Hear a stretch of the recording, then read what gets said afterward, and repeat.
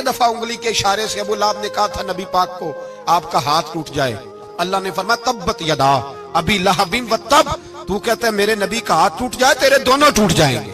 اور سنو ابو لہب کا حال کیا ہو۔ ابو لہب کا معنی ہے ابو لہب شولوں کا باپ، لہب شولوں والا۔ کیا مطلب؟ ابو لہب اتنا حسین و جمیل تھا کہ اس کے جو رخسار تھے شولوں کی طرح چمکا کرتے، اتنا خوبصورت تھا، لال سرخ رنگ تھا، خوبصورت آدمی۔ عرب میں جب غربت تھی تو اس کے گھر میں اس وقت بھی 2 اینٹیں سونے کی تھی، اتنا مالدار آدمی اور سردار تھا سارے مکے کا۔ لیکن نبی پاک کی بے ادبی کی، تمہیں پتہ ہی نہیں کہ رب دنیا میں سب سے زیادہ ناراض ہی اس سے ہے جو اس کے رسول کا بے ادب ہے، سب سے زیادہ ناراض ہی اسی سے۔ ابو لہب نہ گیا بدر کے موقع پر، ڈر گیا، کہنے لگا میں نے نہیں جانا، مکے میں رہ گیا، نہ گیا جہاد کے لیے، مسلمانوں کے خلاف نہ نکلا۔ لوگوں نے بڑا اس کو لان تان کیا، لیکن کہنے لگا میرے خرچے پہ 4-5 بندے لے جاؤ، میں نہیں جاؤں گا، پیچھے رہ گیا۔ لوگ کہنے لگے بچ گیا، لیکن اس کے جسم کے اندر ایسی بیماری نکلی کہ ریشے سے بھر گیا سارا وجود، ریشے۔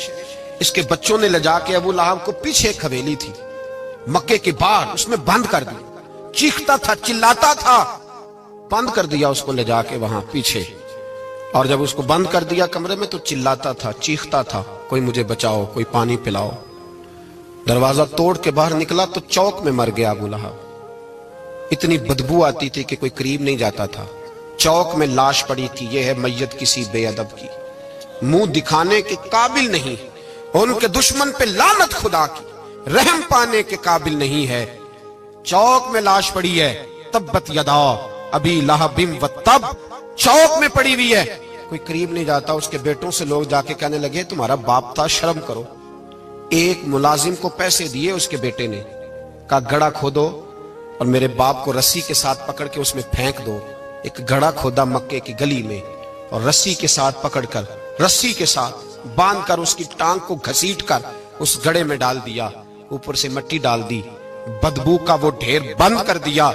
ابو لہب مکے کا سردار تھا، پر جانے کہاں مردود دفن ہے۔